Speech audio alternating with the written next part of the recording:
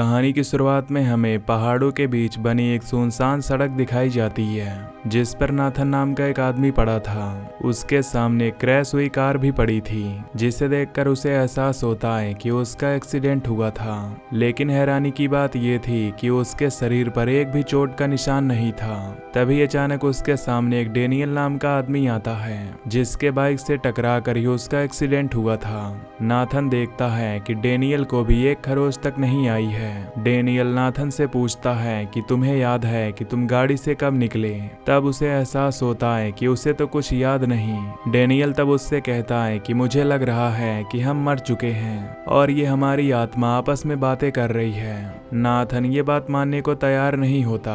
वो अपनी गाड़ी के पास जाता है जहां उसे अपनी लाश दिखाई देती है जिसे देखकर वो बुरी तरह डर जाता है। उसे भी यकीन हो जाता है कि वो मर चुका है और अब उसे अपने बच्चों की और अपने दोस्तों की फिक्र हो रही थी। डेनियल को भी अपनी फैमिली की, अपनी बीवी और अपने बच्चों की फिक्र थी। जैसे ही वो अपनी बीवी का नाम लेता है तो उसके दिमाग में आता है कि नाथन ने अपनी बीवी का नाम नहीं लिया। इतनी देर में यहाँ पर एक कार आती है। नाथन उस कार के ड्राइवर को रोकता है और उससे बात करने की कोशिश करता है, लेकिन कार का ड्राइवर उसे सुन नहीं सकता था क्योंकि वो एक आत्मा थी। वो ड्राइवर असल में सामने नाथन की क्रैश हुई गाड़ी को देखकर रुका था। वो अब नाथन को चेक करता है जो मर चुका था, इसीलिए वो नाथन का वॉलेट लेता है और यहाँ से चला जाता है। अपनी डेड बॉडी देखकर नाथन को भी यकीन आ चुका था कि वो मर चुका है और अब वो पैनिक हो रहा था क्योंकि वो जानता था कि अब मरने के बाद उसे उसके गुनाहों की सजा मिलेगी और उसका गुनाह था कि उसने अपनी वाइफ का मर्डर किया था। इससे पहले कि वो कुछ और बोल पाता एकदम से डेनियल को कुछ म्यूजिक की आवाज आने लगती है। पीछे मुड़कर देखने पर वहां एक सफेद दरवाजा खुल जाता है और इनके ऊपर अब बर्फबारी भी हो रही थी। डेनियल को उस दरवाजे से निकलने वाली म्यूजिक की आवाज आ रही थी, लेकिन नाथन को ऐसी कोई आवाज सुनाई नहीं देती। अब ये लोग यही बातें कर रहे थे कि एकदम से उनके पीछे एक लाल रंग का दरवाजा खुलता है जिसके अंदर से चीखने और चिल्लाने की आवाजें आ रही थी और ये सिर्फ नाथन सुन पा रहा था।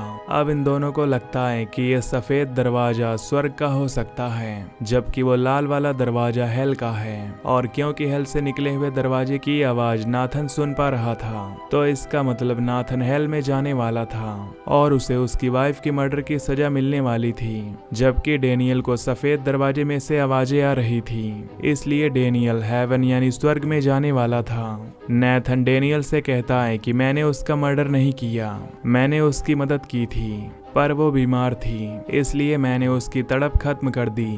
डेनियल उसकी बातों पर ज्यादा ध्यान नहीं देता और खुद हेवन के दरवाजे की तरफ बढ़ जाता है। उसे हेवन की दरवाजे की तरफ बढ़ता देख नाथन उसे धक्का देकर दूर फेंक देता है और खुद उस दरवाजे के अंदर जाने की कोशिश करता है, लेकिन कोई फायदा नहीं होता क्योंकि उस दरवाजे ने नाथन को एक्सेप्ट नहीं किया। ये देखकर डेनियल उससे कहता है कि तुम्हें एक अच्छे इंसान की तरह बिहेव करना चाहिए, तभी तुम्हारे लिए हेवन का दरवाजा खुलेगा। उसकी बात मानकर नाथन कॉन्फेस करता है कि माफ करना, मैंने तुम्हारी बाइक को जानबूझकर नहीं धक्का दिया था। तब डेनियल उसके गले लगता है और बताता है कि इसमें सारी गलती तुम्हारी नहीं, असल में मेरा भी ध्यान भटका हुआ था सामने रोड पर चलने वाली बच्ची को देखकर। ये कहकर वो खुद हेवन के दरवाजे के अंदर चला जाता है, लेकिन हैरानी की बात यह थी कि वो दरवाजा पार करके भी वो इसी दुनिया में घूम रहा था। अब यहीं उन्हें वो बच्ची नजर आती है जिसे देखकर डेनियल डिस्ट्रैक्ट हुआ था और वो बच्ची इन दोनों से बात कर पा रही थी, तो साफ मतलब था कि वो भी मर चुकी है। वो उस छोटी बच्ची से पूछते हैं कि तुम यहाँ कैसे आई। तब वो बच्ची बताती है कि किसी ने मुझे बाइक से टक्कर मार दी थी और अब डेनियल भी एक्सेप्ट करता है कि वो बाइक चलाते हुए नशे में था और ये सब उसकी वजह से हुआ है। अब नाथन उसे कहता है कि जाओ फिर तुम उस सफेद दरवाजे के अंदर चली जाओ। ये सुनकर वो लड़की जोर जोर से चिल्लाने लग जाती है क्योंकि उसे इन दोनों से डर लग रहा था। इनके मना करने के बाद भी जब वो चिल्लाना बंद नहीं करती तो डेनियल उसे उठाकर उस सफेद हेवन वाले दरवाजे में फेंक देता है, जिसके बाद वो लड़की भी गायब हो जाती है और वो दरवाजा भी गायब हो जाता है। अब सिर्फ यहाँ हेल का ही दरवाजा बचा था। इसका मतलब था कि इन दोनों को हेल में जाना था। नाथन अंदर जाने से डर रहा था और वो यहाँ पे भी चालाकी करता है और पैर मारकर डेनियल को पहले दरवाजे के अंदर भेज देता है और फिर गौर जॉर्ज से कहने लगता है कि मैंने कुछ बुरा नहीं किया, मैंने अपनी वाइफ का मर्डर नहीं किया, मैंने बस अच्छाई के लिए उसे मारा था। उसे ऐसी बातें करता देखकर अचानक यहाँ पर बहुत बड़ा मॉन्स्टर आता है। ये धुएं से बना हुआ मॉन्स्टर नाथन को खाने ही वाला था, लेकिन नाथन उससे डरकर खुद अंदर चला जाता है। हेल के अंदर बहुत सारी आत्माएं ऐसी जमीन पर भटक रही थी। इन्हीं आत्माओं में उसे एक बच्ची की भी सोल नजर आती है, जिसे देखकर वो हैरान हो जाता है। वो इस बच्चे की सोल को टच करता है तो उसे इस बच्ची की लाइफ दिखने लग जाती है। इस बच्ची को असल में दुनिया के अंदर कुछ डरावनी चीजें नजर आती थी, जिससे वो हमेशा डरती थी। उसकी मॉम को लगता था कि वो बीमार है, वो उसका इलाज करवाना चाहती थी, जबकि उसके डैड को लगता था कि वो बच्ची उनके लिए खतरा है, इसलिए वो दोनों हर वक्त लड़ते रहते थे। अब भी उसके मॉम डैड बहस कर रहे थे। उसे इग्नोर करते हुए वो किचन में जाती है और ब्रेड पर जैम लगाना शुरू कर देती है, वो भी बहुत ही अजीब तरीके से। उसे चाकू चलाते हुए बहुत ही मजा आ रहा था। इस सब के बाद हम उस बच्ची को उसकी थेरेपिस्ट के पास देखते हैं, जहां वो उस थेरेपिस्ट को बताती है कि मुझे अपनी बहन को तंग करना, उसे पेंसिल चुभोना बहुत अच्छा लगता है, साथ ही साथ चौक से खेलना भी, और उसे अपने मॉम डैड को तंग करना भी पसंद है। वो बताती है कि मैं अपनी मॉम डैड को चोट पहुंचाना चाहती हूँ। अगले सीन में हमें इस बच्ची को डाइनिंग टेबल पर बैठा दिखाया जाता है। वो जोर जोर से नाश्ते के लिए चिल्ला रही थी, लेकिन कोई भी उसकी आवाज सुनकर नहीं आता। फिर वो खुद उठकर चली जाती है, और जब वो वापस आती है तो उसके हाथ में सीरियल का एक बॉल था, और साथ ही उसके कपड़ों पर खून के निशान भी लगे थे। तभी कैमरा जमीन पर जाता है, जहाँ पर इस बच्ची के पेरेंट्स की लाश थी, यानी उसने अपने पेरेंट्स को मार डाला।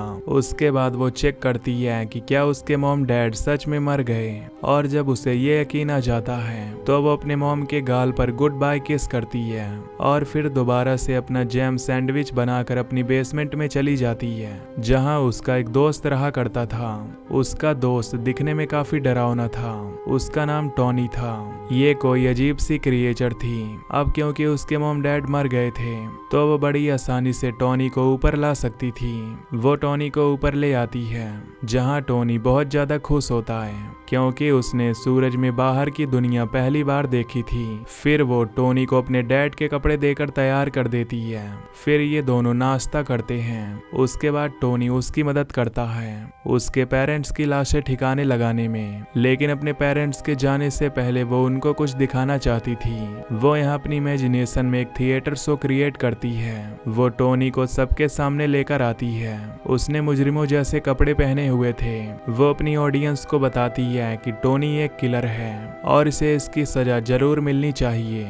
टोनी सबसे कहता है कि नहीं, मैंने कुछ नहीं किया, मैं तो हमेशा अपने घर में रहता था। लेकिन यहाँ ये बच्ची सबसे कहती है कि नहीं, इसी ने मेरे पेरेंट्स को मारा है, तो फिर इसे क्या सजा मिलनी चाहिए, क्या इसे जेल में डाल दे या लटका दे। जिसके बाद वो अपनी इमेजिनेशन में उसे लटका कर मार देती है। असल में यहाँ ऐसा कुछ भी नहीं हो रहा था। टॉनी अभी भी उसकी मदद कर रहा था उसके पेरेंट्स की डेड बॉडी को ठिकाने लगाने में, जबकि वो बेड के ऊपर खेल रही थी और उस बेड के नीचे उसकी मॉम की डेड बॉडी थी। इसके बाद टॉनी शीशे के पास खड़ा होता है तो पता चलता है कि वो तो अपने आप को शीशे में देख नहीं पा रहा था, यानी कि टॉनी सिर्फ उस लड़की की इमेजिनेशन में था, वो सच में एग्जिस्ट नहीं करता था। और इससे हमें यह भी अंदाजा हो जाता है कि उस लड़की ने खुद अपने मॉम डैड को मारा है और वो इल्जाम बार बार टोनी पर लगाती है। अगले दिन टोनी और वो बैठकर जब नाश्ता कर रहे थे तभी दरवाजे पर नॉक होता है। जब वो चेक करने के लिए जाती है तो वहाँ एक पोस्टमैन था जिसे डिलीवरी देने के लिए किसी बड़े आदमी की जरूरत थी। वो पूरे घर में टोनी का नाम लेकर शोर मचाती है, लेकिन टोनी उसे कहीं नहीं मिलता। आखिर वो डिलीवरी मैन ही चला जाता है। इस डिलीवरी मैन के जाने के बाद उसे टॉनी मिल जाता है उसी कमरे में जिस कमरे में उसने अपने पेरेंट्स की डेड बॉडी को छुपाया था। वहां जाकर वो देखती है कि टॉनी उसके पेरेंट्स की डेड बॉडी खा रहा है। इसके बाद अगले सीन में हमें उसके खिलौनों को जलता हुआ दिखाया जाता है, जो अभी शायद उसी ने जलाए होंगे। इसके बाद वो अपनी बहन के पास जाती है और अपनी बहन से कहती है चलो, टॉनी को भूख लगी है। वो अपनी छोटी बहन को लेकर किचन में चली जाती है और उसे ओवन में बिठाकर उसे उसे जला देती है, जिसके बाद वो पूरे घर में खुशी से झूमने लगती है और पीछे उसकी बहन की मौत हो जाती है। सीन कट होकर दोबारा हेल में जाता है, जहां नाथन अब ये सब देखकर बहुत ज्यादा उदास हो चुका था। उसे बुरा लग रहा था, इसीलिए वो अपने पीछे पड़ी हुई 2 डेड बॉडीज के ऊपर से कपड़ा उठाता है। ये 2 डेड बॉडीज माँ और बेटी की हैं, जिनको टच करते ही नाथन इनकी कहानी देखने लगता है। हम देखते हैं कि उसकी मॉम को जो चाय बनाते हुए एकदम से रोने लगती है। फिर वो चाय लेकर अपने टेबल पर आती है और चिल्ला चिल्ला कर अपनी बेटी को बुलाती है। तभी उसकी नज़र टेबल पर जाती है, जहां खून का एक कतरा पड़ा हुआ था और वो जम चुका था। वो उस कतरे को नेल से खुरच कर दोबारा रोने लगती है। इसके बाद वो अपनी बेटी के रूम में जाती है। वहां बाथरूम में उसकी बेटी की लाश थी और उसके बिहेवियर से ऐसा लग रहा था जैसे उसे इस लाश के बारे में पता हो। वो उसे टब से बाहर निकालती है और फिर किसी डॉल की तरह घसीटते हुए वो उसे कपड़े पहनाकर डाइनिंग टेबल पर ले आती है और उसके आगे नाश्ता रखकर उससे कहती है कि सॉरी, अब उठ जाओ। मुझे पता है कि स्कूल तुम्हें पसंद नहीं है। अब मैं तुम्हें स्कूल बिल्कुल नहीं भेजूंगी। अगर आज सब कुछ ठीक होता तो हम दोनों वैकेशन पर होते। सीन कट होकर हमें एक दिन पीछे का सीन दिखाया जाता है, जहां ये लड़की वॉशरूम में नहा रही थी। उसकी माँ उससे आकर कहती है कि जल्दी से तैयार हो जाओ, रोज रोज स्कूल के लिए लेट नहीं हो सकते। लड़की भी तैयार होकर डाइनिंग टेबल पर आ जाती है और अपनी मॉम से कहती है कि मुझे स्कूल नहीं जाना, मुझे वो स्कूल बिल्कुल पसंद नहीं, वहाँ पर सब मुझे बुली करते हैं। टेबल पर बैठे हुए उसके हाथ में एक चाकू था, जो गलती से उसकी उंगली पर लग जाता है और खून टेबल पर लगा देती है। और ये वही जमा हुआ खून था जो पिछले सीन में उसकी मॉम ने टेबल से खरोचा था।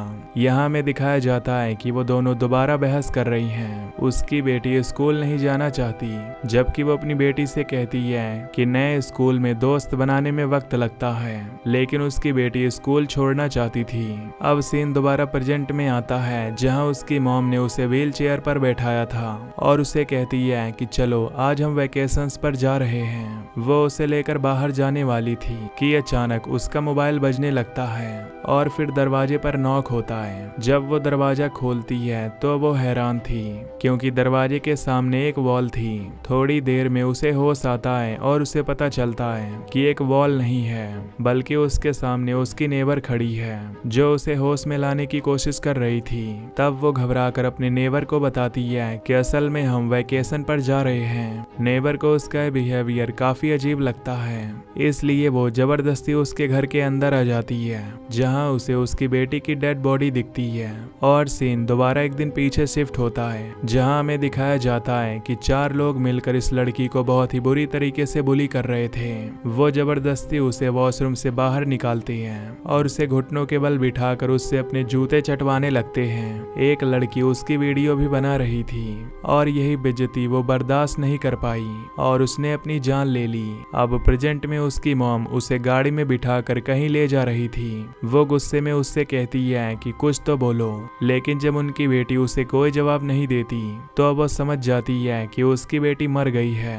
वो हकीकत को एक्सेप्ट करती है और उसकी आंखें बंद कर देती है और इमोशनल होकर वो ड्राइविंग से अपना कंट्रोल खो देती है और उनकी गाड़ी एक पेड़ से टकरा जाती है। थोड़ी देर में यहाँ पर फायर फाइटर्स पहुंचते हैं। उस औरत को कार से बाहर निकाला जाता है, लेकिन वो अपनी बेटी को अकेला छोड़कर बाहर नहीं आना चाहती थी। लेकिन फायर फाइटर्स वाले जबरदस्ती उसे बाहर निकाल लेते हैं और साथ में उसकी बेटी की डेड बॉडी को भी, जिसके बारे में उन्हें लगता है कि शायद ये लड़की इस एक्सीडेंट में ही मारी गई है।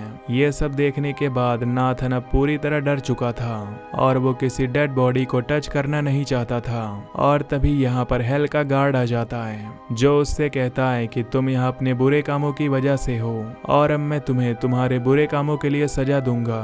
नाथन उसे समझाने की कोशिश करता है कि मैंने बुरा काम नहीं किया था, मैंने अच्छा ही काम किया था, मैंने उसे उसके दर्द से आजादी दी थी। तब वो गार्ड उसे कहता है कि नहीं, जो भी था तुम्हें उसकी जान लेने का हक नहीं था और अब तुम्हें उसकी सजा मिलेगी। उसे अंधेरे कमरे में ले जाता है, जहाँ पर बहुत सी आत्माएं थी और वो कहता है कि अब तुम्हें यहाँ पर 4000 साल रहना होगा। ये कहकर वो यहाँ से चला जाता है। उसे समझ नहीं आ रहा था कि वो क्या करे। तभी उसके सामने एक बहुत बड़ी सी आत्मा आ जाती है, जो उसे तंग करना शुरू कर देती है। नाथन उसे कुछ नहीं कह पाता और वो नाथन को उठाकर मारना शुरू कर देती है और वो उसे इतना मार मारती है कि वो इस आत्मा की दुनिया में भी मर जाता है। ये देखकर डेविल जल्दी से यहाँ आता है और उस आत्मा को डांटने लगता है कि तुमने ये क्या कर दिया, तुमने अब उसे असल दुनिया में पहुंचा दिया है। सीन कट होकर हमें हॉस्पिटल में एक बच्चे को दिखाया जाता है जिसके अंदर अब नाथन की सोल आ चुकी थी, यानी उसे दोबारा जिंदगी मिल चुकी थी। और इसी के साथ ये मूवी यहीं पर एंड हो जाती है। तो दोस्तों, अगर आपको ये मूवी की एक्सप्लेनेशन पसंद आई हो तो वीडियो को लाइक और चैनल को सब्सक्राइब कर देना। Till then take care, love you, bye bye.